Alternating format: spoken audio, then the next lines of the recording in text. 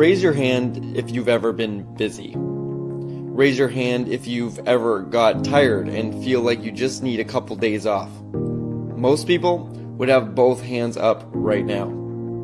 That's our world, fast-paced and income-driven. That's why we get caught up in our own lives so often, and that's why it's understandable when most people don't focus on worries that aren't their own. So what makes someone become a humanitarian? Someone whose whole life focuses on the welfare of other humans. When you go back and you see kids that were living on the streets, kids had no structure, they had no routine, people who had nothing, they didn't have meals. When you see that they're all of a sudden they're waking up, they have structure, they have something to do, they have a meal in their belly, their life changes completely. They like I said, their self-esteem changes, their self-worth, their ability to know who they are in the world and what they have the potential of becoming. You know, to give that hope, to give that dream, and then to watch people actually use that to do good for themselves and others it's amazing. It becomes an addiction. And with Serena's help, we'll find the meaning of life to a humanitarian.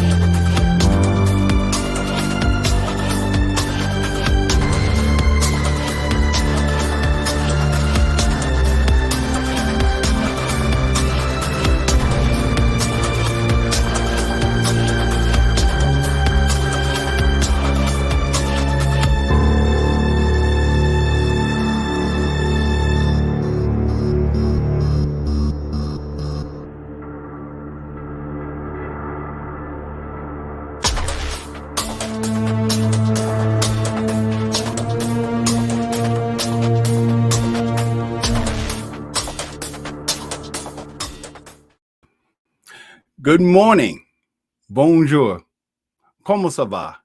Et toi? Ça va très bien. Ni hao, hola, ohio, bienvenue, wan ying, bienvenidos, yokoso, and welcome. Welcome to another exciting episode of Gem Hunter Stories. My name is Barry Mixon, and I am a gemological storyteller. And each week, I get the amazing opportunity to take you on a journey, to places you've never been before, to hear stories you've never heard before. Each week, I get the magnificent opportunity to take you on a mental, physical, and spiritual adventure into the art, science, history, and magic of gemstones, precious metals, and fine jewelry. And I tell those stories because I know that somewhere along the line, you're going to hear something that's going to move you. You're going to hear a story that's going to make you see the world in a different way. And my job is to take that story and create a sound that resonates deep inside of you. And my hope is that you take that sound and use it as a template, as an inception point, as a bridge to help you along your own journey to discovering the value of your own stories. Today is, well, actually, yesterday was International Women's Day.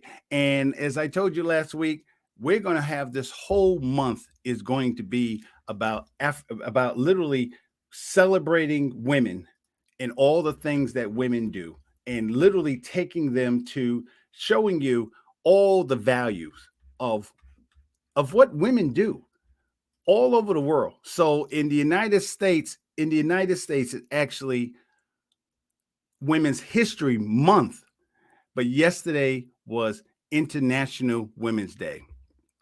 Before I start, I want to give you a couple of shout outs to two wonderful queens that are in France, Martina and her lovely mom, Marjorie. Bonjour.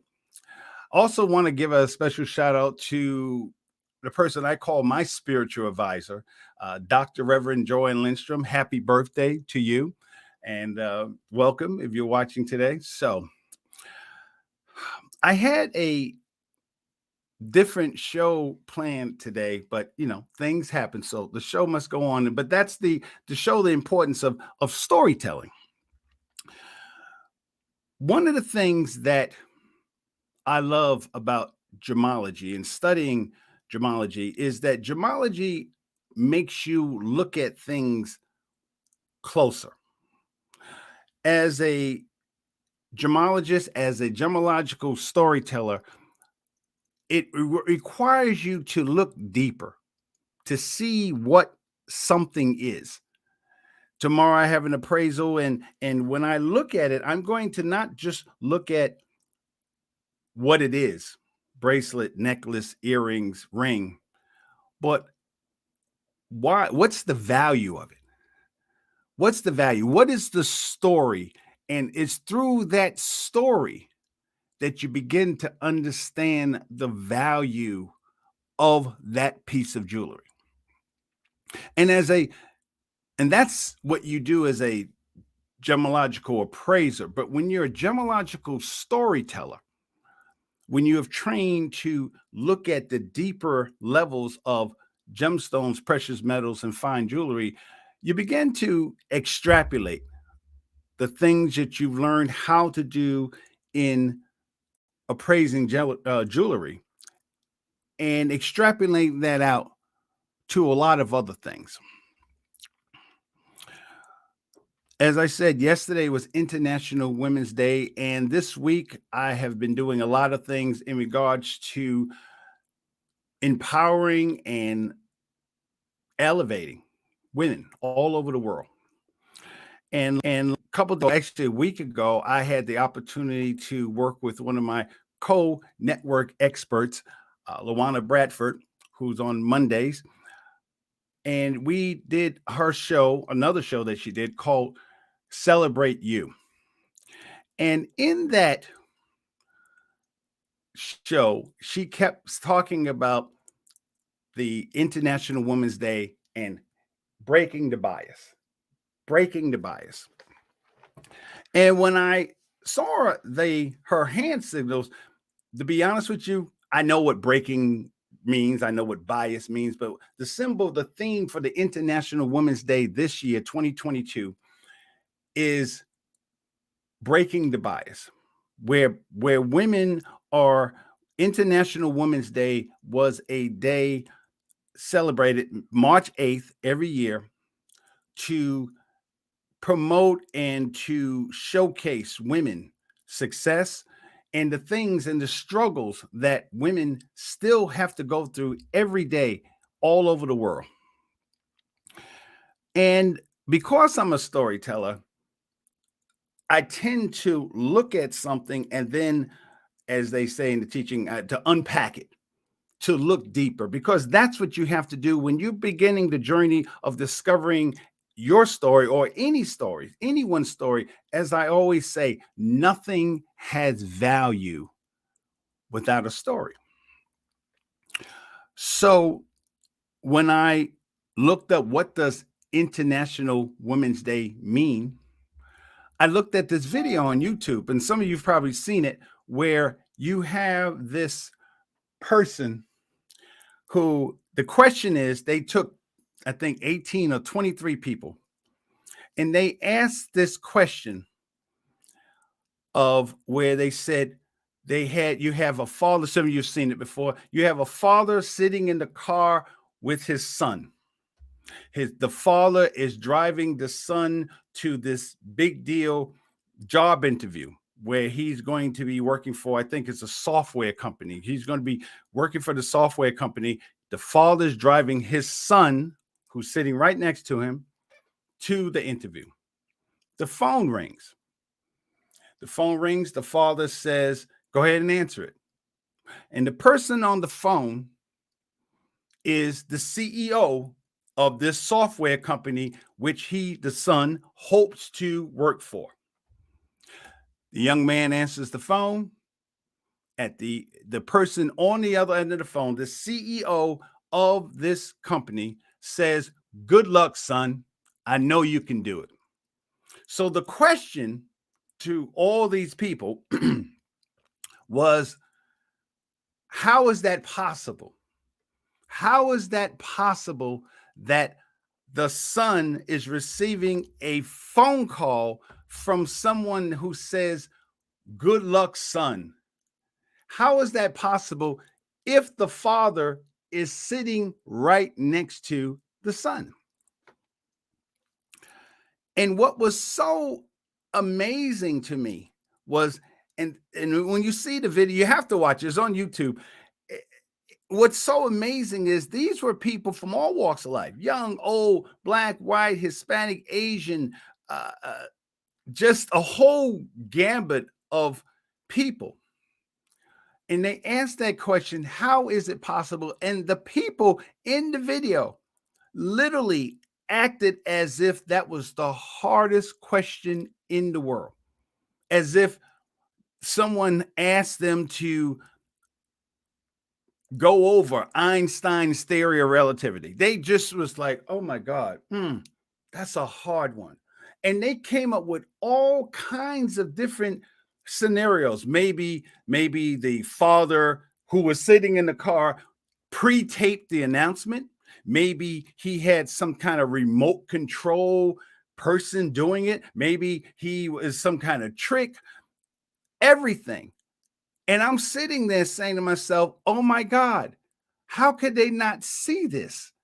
And of course, the answer was, it was the mother.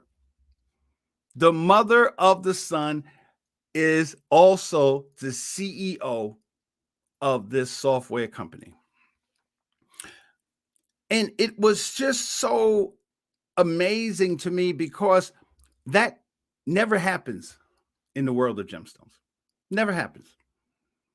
Because it made me realize that the difference between gemstones, the way we value gemstones and the way we value women, is totally different. The definition of value is different for women than it is gemstones. And I'm not talking about just because of a gemstone is an inanimate object and a woman is an organic organism. All right. There's life. It was just how those people couldn't even fathom that there was a woman there was the possibility of a woman being a CEO of a company. And this wasn't a video that was shot 20 years ago, 100 years ago. This was shot last year when they did this questionnaire, videotaped the people's reactions.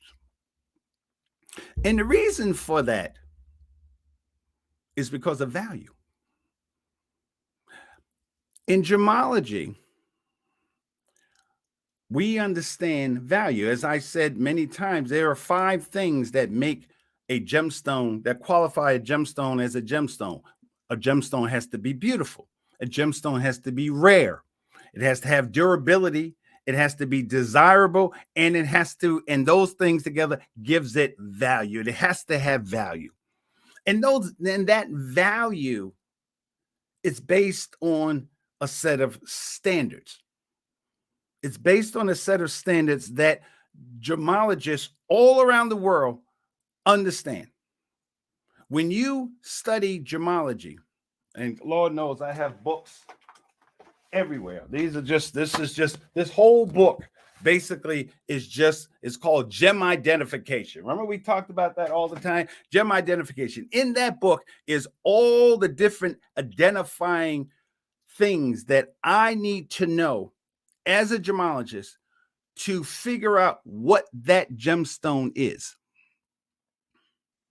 And the reason why that is important is because once you establish that standard, once you understand what that standard is, what that gemstone should be, then that gemstone, there's no question of what that gemstone is. So the first thing, and I want you to take notes. This is a show. I'm going to probably do an afterthought show with some of the pictures and slides. I didn't get it didn't work as far as the video. So I want you to listen to what I'm saying today during the show, and I'll do it after show where you'll see the pictures and what I'm talking about today. So actually, it's kind of good just to listen to what I'm saying today. Then we'll do an afterthought show.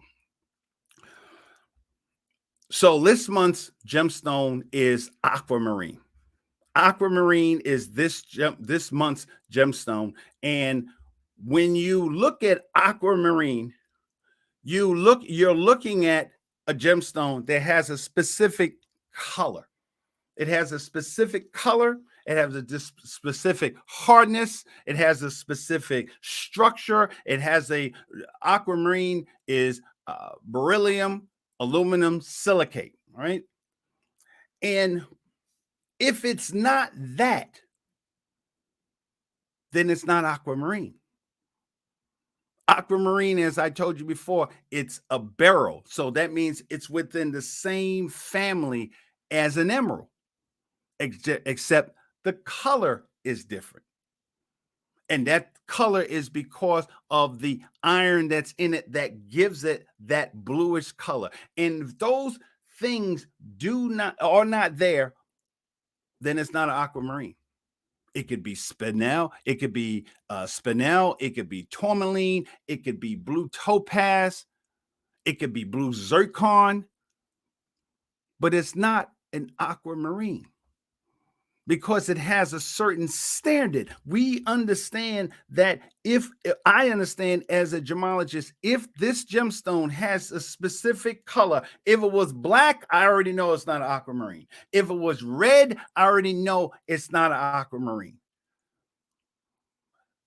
So the question is, as I take you through this journey, the question I want you to ask yourself is on your piece of paper, just divide gemstone, women.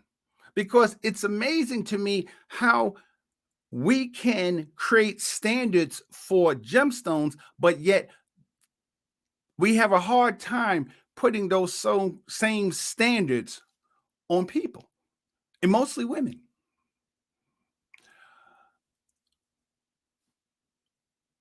When you look at a gemstone, let's say a ruby, when you look at a ruby, that ruby has certain characteristics that identify it as a ruby. And the amazing thing about the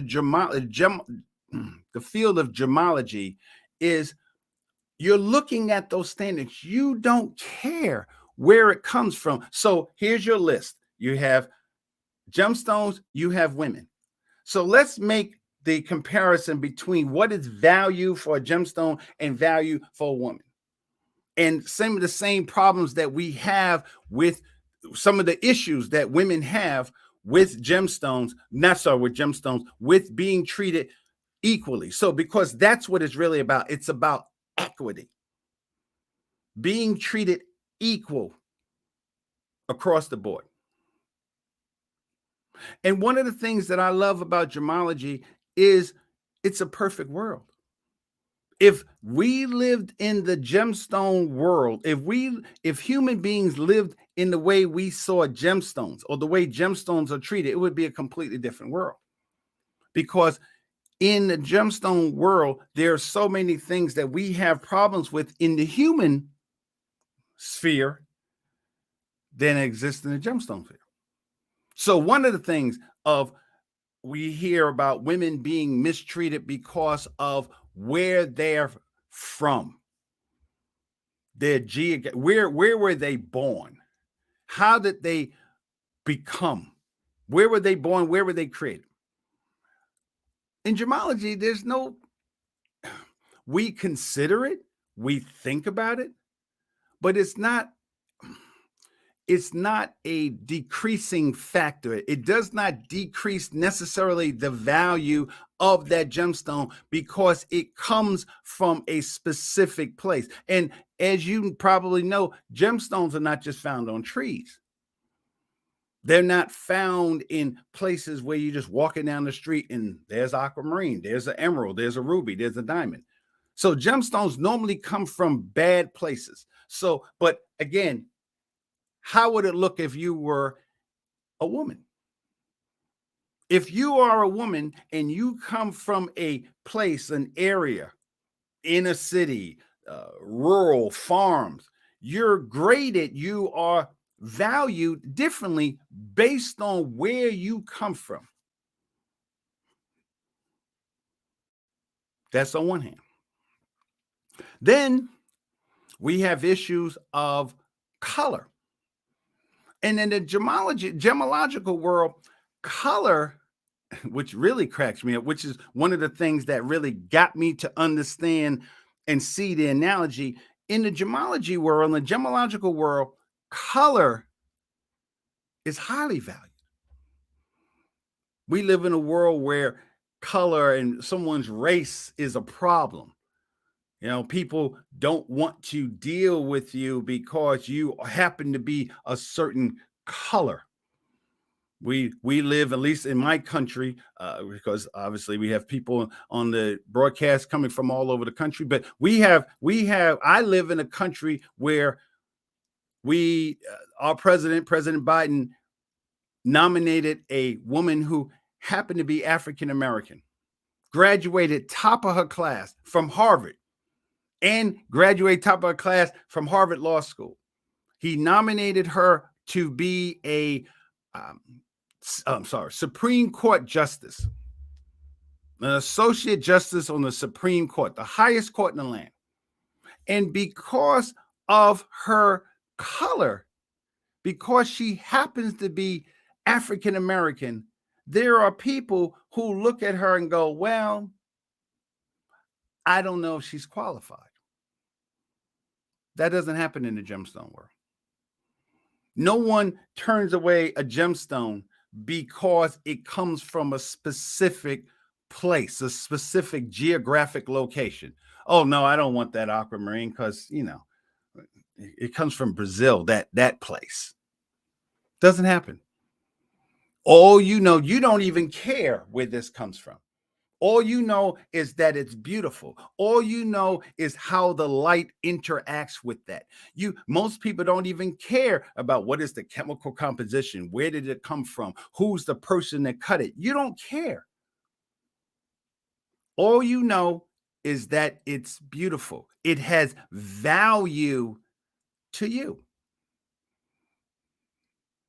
Wouldn't it be wonderful if we lived in a world where that was the case? Where it no longer mattered where you came from as long as you had the qualifications to be whatever you wanted to be. That's what women want. Women want equity. And what gets me as a man is it's not like men don't understand this, because I'm in a field, I work in a profession where men develop the whole standard of what is a gemstone, what kind of gemstone, what is it, where does it come from, how much value does it have? So how is it that we can put that concept to gemstones, but we can't put that concept with people? We live in a world where we have a war going on in Ukraine and Russia. And what gets me as a African American male, a person of color, is that the Europe has this whole open arm policy towards the refugees, the 2 million people, mostly men and women, women and children, that are coming across the border to Poland and some of the other countries, escaping the horrors of war. But why wasn't that same open-mindedness, hope and heart given to the women of color that came from Syria, that came from other Middle Eastern countries, that came from Africa? Why was the standard for women and children that come from Europe not passed on to the women and children that came from other places? So when you look at, we looked at geographic location, the dichotomy between gemstones and women, and then we can look at color. Color in gemstones. If I was a gemstone, I would be highly valued. I would be like, oh my God, look at the color of his skin. People who have hues dark in their minds, people who have yellowish hues, people who have reddish hues in their skin, depending on the gemstone, those gemstones are highly valued, but yet people are not highly valued. And you see this throughout the whole profession of gemology. You see the differences between what is accepted in the gemology world and what is not accepted in the real world. So, and later on, like I said, I can show you 4 gemstones. I can show you topaz, I can show you tourmaline, I can show you zircon, and I can show you aquamarine, and you will not be able to pick and show those colors. I'll give you a quiz, matter of fact, which one is aquamarine? So my point is gem identification. You don't know what it is until you understand where did it come from? How was it made? What makes that what it is?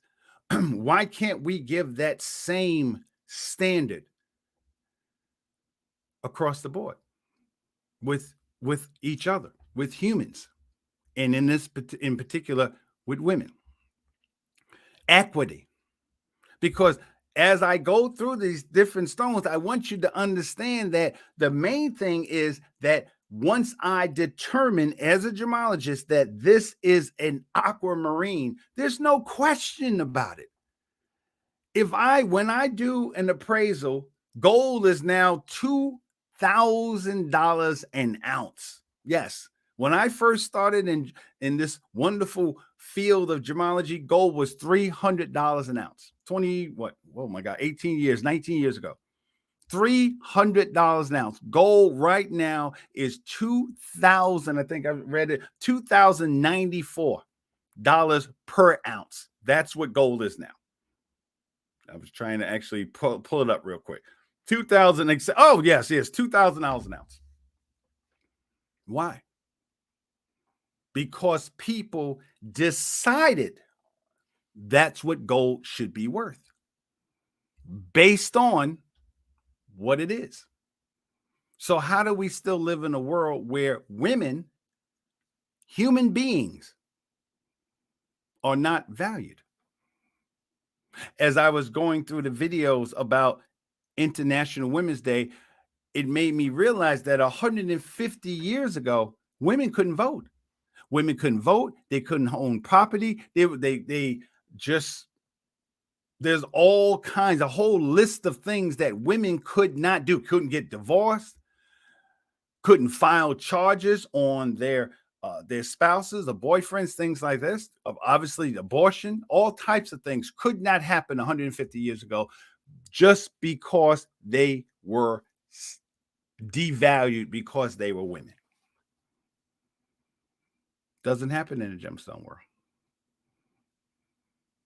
Let's look at durability. When we have a gemstone that has a certain structure, that has a certain molecular composition. We value that. We value that despite the other characteristics it may have. When you look at a diamond, as I said, and most of you already know, diamonds are the hardest substance, natural substance known to mankind. But what most people don't understand is that diamonds are brittle. There is a thing with diamonds that if you hit a diamond in a specific place, that diamond will break. That diamond will break in different parts. And so when a diamond cutter, a diamantaire, cuts a diamond, he has to be very careful, he or she, but mostly he, has to cut that diamond, hit it in a specific place, a precise place for that gemstone to be cut and fashioned in a certain way. And we understand it because we understand the structure. Why isn't that same outlook given to women? If a woman has gone to school and a woman has done all the things that a woman needs to do to elevate to a certain job, a certain position, why isn't that woman paid the same amount of money that I would be paid? Going to the same schools, getting the same level of education, training, everything else. We live in a world where women are paid less. I think I showed you a couple of weeks ago where women are paid 190. I'm sorry, Hispanic women have to wait 119 years. 119 years to get pay equity. Why? I mean, so not only are you saying that you understand that women are not valued, but you're also saying that it's going to take 119 years before that happens. And you see it all through history. This is not something that just happened all of a sudden. And I'm going to show you that when we come back from our commercial break. Life is so fragile. And we're constantly reminded just how fragile life can be, especially when we or a loved one is told we have cancer. Cancer survivor myself, I can tell you, we still feel very alone in this journey. There's a study that's been shown that patients who are socially isolated have a worse prognosis, have a worse outcome than patients who are socially interconnected. Buddies for Life is a non-profit cancer support group for those whose life has been impacted by cancer. We'll match you with the perfect buddy. Humor, hope, heart, and hugs. Humor, hope, heart, hugs, and a whole lot of love. We're offering you a free membership, so please sign up today. Share this with your friends and family, and support this community in every way you can. No one should face cancer alone. I am a chemo buddy for life. We are a Buddies Network. No one does cancer alone. Be a buddy. And we are all here for you as a community of love. We are Chemo Buddies for Life. And if you've heard 3 words, you have cancer, for yourself or someone else, you belong with us at Chemo Buddies for Life. Healing through connections.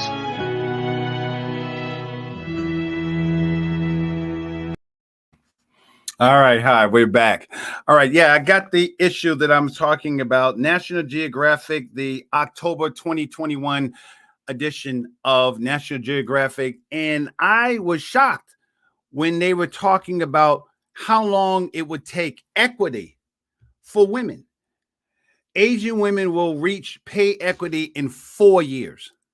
White women could potentially reach pay equity in 34 years. African American women, it will take 112 years to reach pay equity. And for Latina women, Hispanic women, 199 years, or 8 generations to reach pay equity. So let me show you how that sounds in the world of gemology. How crazy it sounds. What you're saying is, if you find an aquamarine in Africa, let's say in Madagascar, you find an aquamarine in Madagascar, and you have a certain value for that aquamarine. Yes, oh my God, Barry, I found an aquamarine. Where? I found it in Madagascar. Oh my God, that's fantastic. What you're saying is that same aquamarine, or a aquamarine that's found in Mexico. Let's make it even more. Well, yeah, Mexico. Let's make it Latin America. Let's make it in South America, in Brazil. You find an aquamarine in Brazil.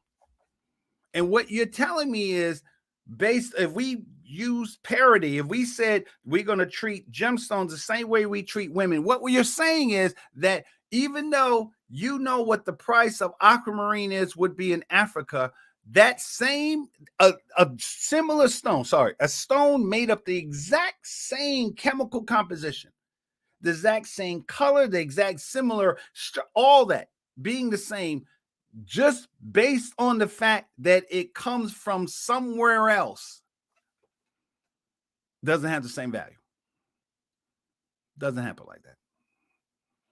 Doesn't happen like that. In the gemology world, the gemstone world, when I create a value, when I write up an appraisal, that appraisal is based on the story of that stone. And that story, when I write that appraisal anywhere in the world, and there might be minor changes here and there, or small changes just based on market fluctuations, things like that, or the way people like jade is much more highly valued in Asian countries than it is here in the United States. But jade overall, when I appraise jade or any gemstone, this is the understanding that, first of all, that is jade, one. Then I look at the standards for jade and say, okay, based on these standards, this gemstone has this specific value.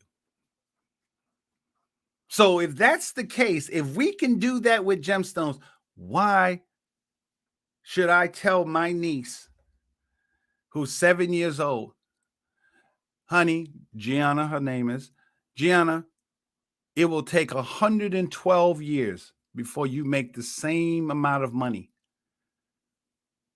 as someone who's a man, or someone who is a white male, who may not be as educated as you, but based on the fact that you are a girl and he is a boy, and you grow up to be a woman and he grows up to be a man, based on that, I'm sorry, honey, you're not going to get paid the same amount of money. That's what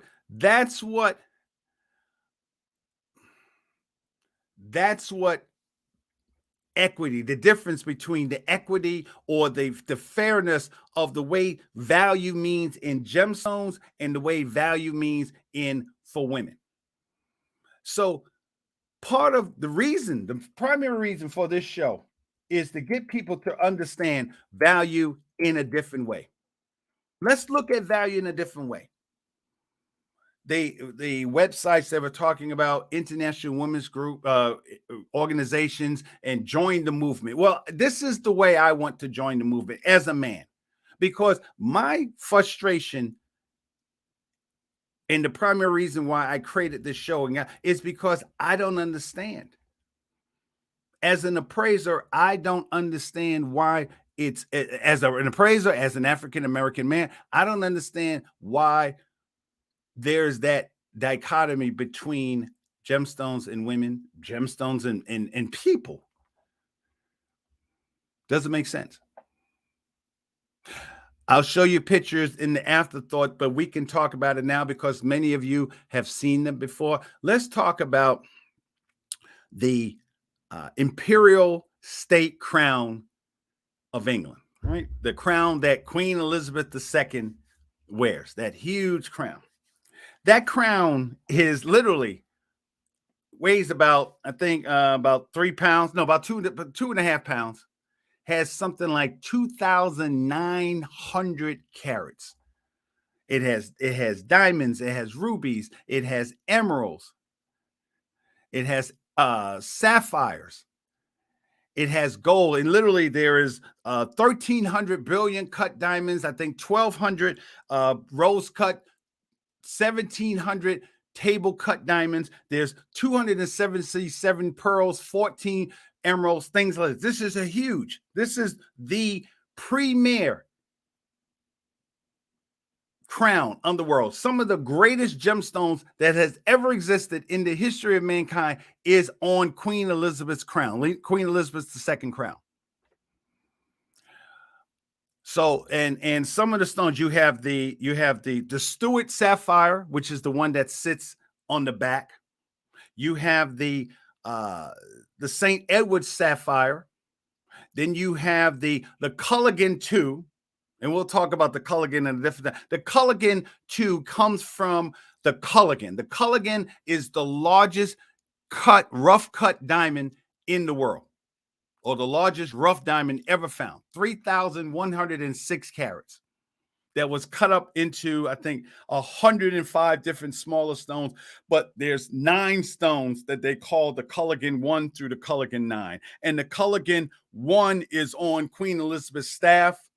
The Culligan 2, that big diamond right in the front of her crown, that's the Culligan 2, 300 carats. Perfect gemstone, colorless. And then on top of it, sitting right on top of the Culligan, is what's called the Black Prince's Ruby. The Black Prince's Ruby was found somewhere around the 14th century, I think 1366.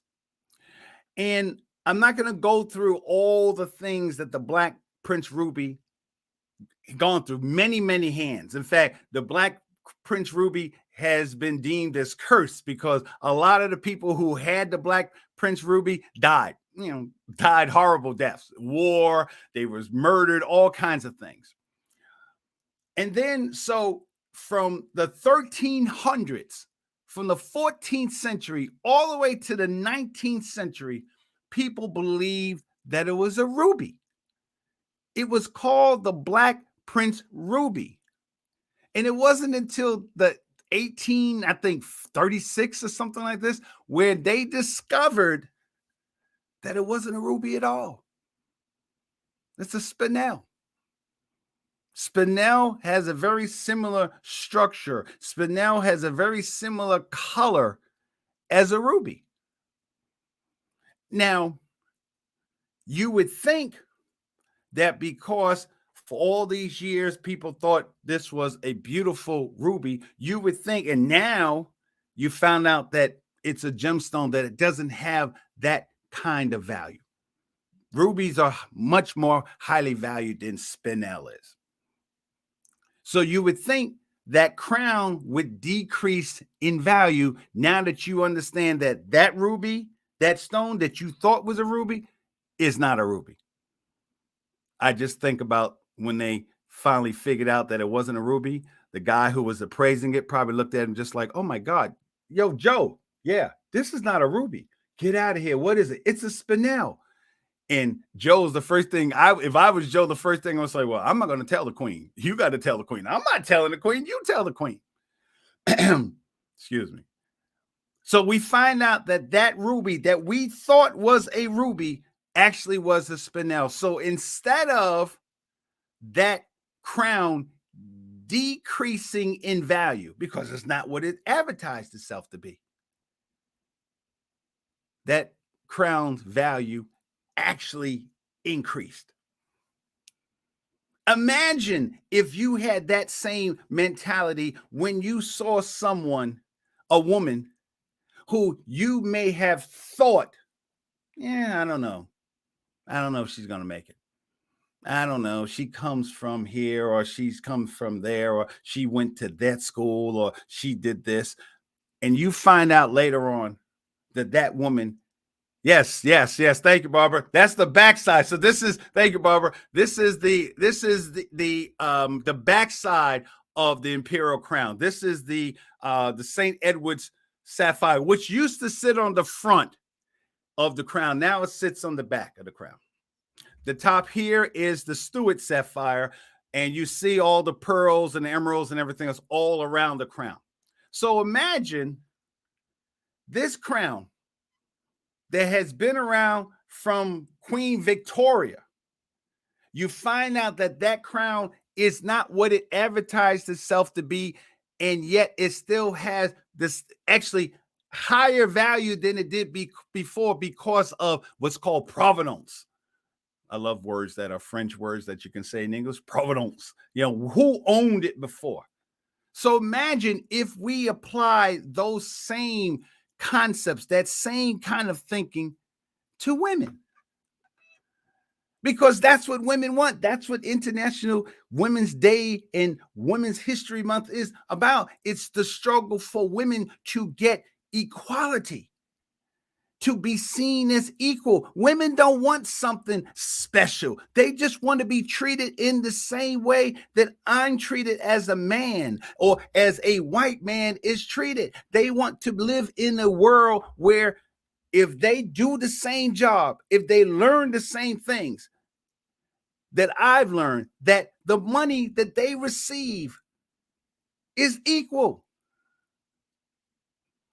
So the thing that excites me about gemology is there's so many things that if you look at it, the things that you learn in gemology, you can apply to people. I often hear stories of men or women who were in relationships with men and their relationship went bad or the man treated them badly. And that is a problem for me. Because if that woman had value when you married that woman, doesn't that woman still have the same value?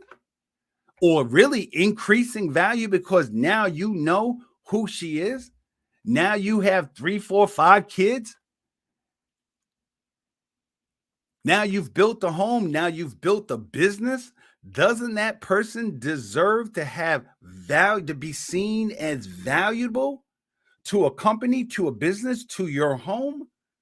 You would do that at Gemstone. When they found out that the Black Prince ruby was not actually a ruby, they didn't say, let's just throw it out. In fact, they don't, the carat weight is 170 carats. They've never actually taken it off the crown because they are so afraid of damaging it. That's how much value it has. But yet we live in a world where women are often thrown away, discarded. The diamond, the Culligan diamond. Let's just talk about that for a second. If the Culligan diamond was a woman, you wouldn't want it. A lot of the issues that women go through. So let's say the Culligan diamond is 3,106 carat. Well, a carat means weight. That means that the Culligan diamond is overweight. The Culligan diamond is overweight, Barbara. Can you imagine? Can you imagine just sitting there when you gain weight? Can you imagine living in the world and say, girl, I've gained 10 carats. Really? Oh my God, that's fantastic. I'm trying to gain some weight too. Okay. The Culligan that means should be worth a lot. I mean, imagine living in a world where your age didn't matter because the Culligan is 1.8 billion years old.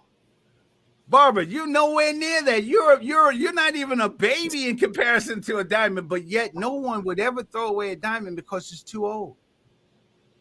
The Culligan, as I said, was a huge diamond and was cut into 105 different smaller stones. So that means that it comes from a really big family, right?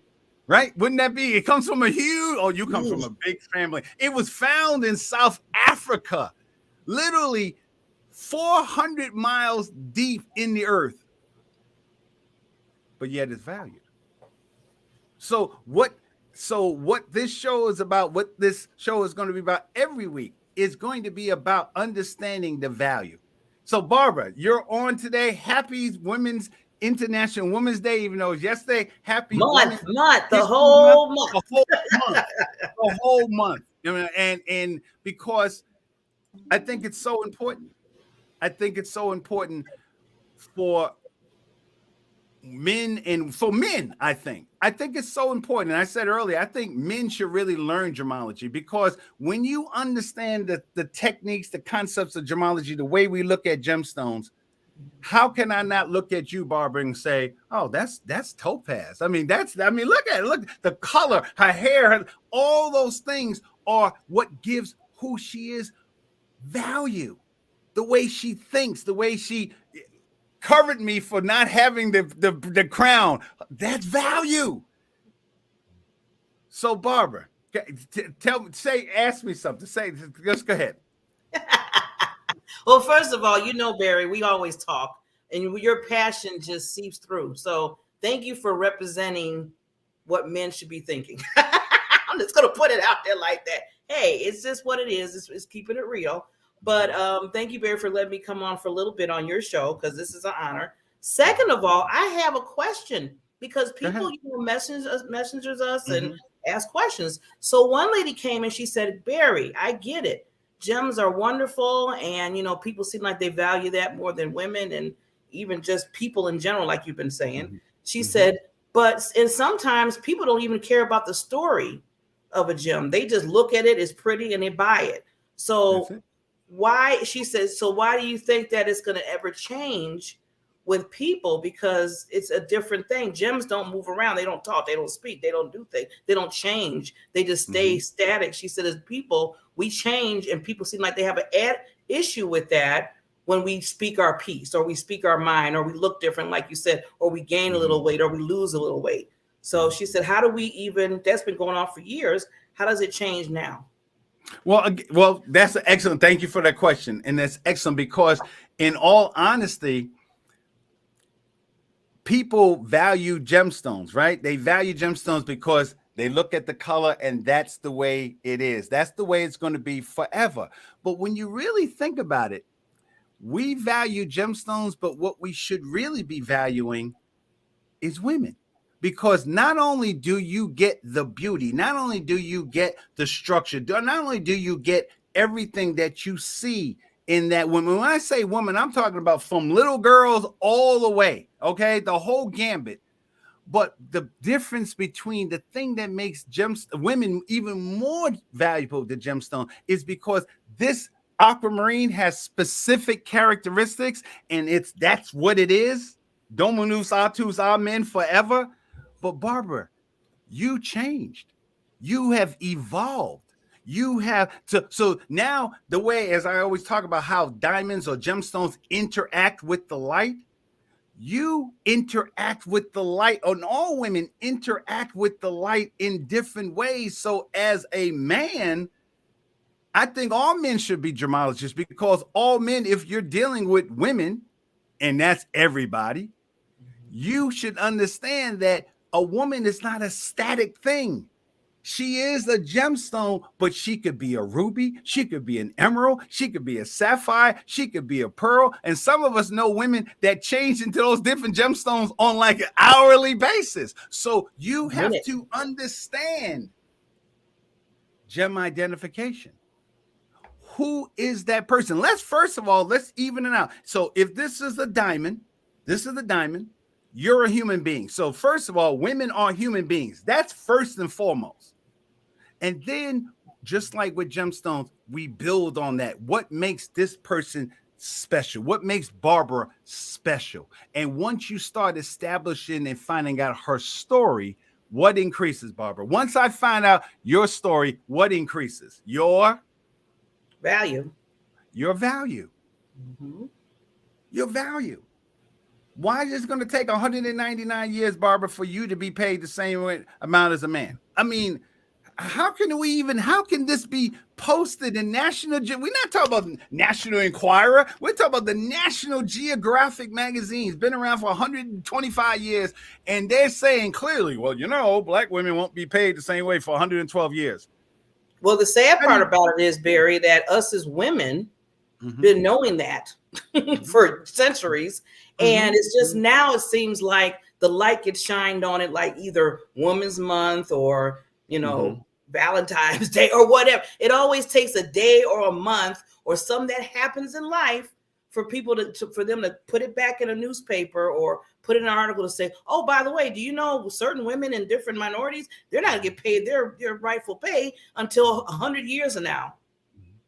And us as women, it's sad we know that. So that's why we have to always say we have to prove ourselves. We have to go extra mile. We got to do extra. And even when we do extra, that's still not going to probably be the case. And that's why I use gemstones, because gemstones allow me to make people look at what value is.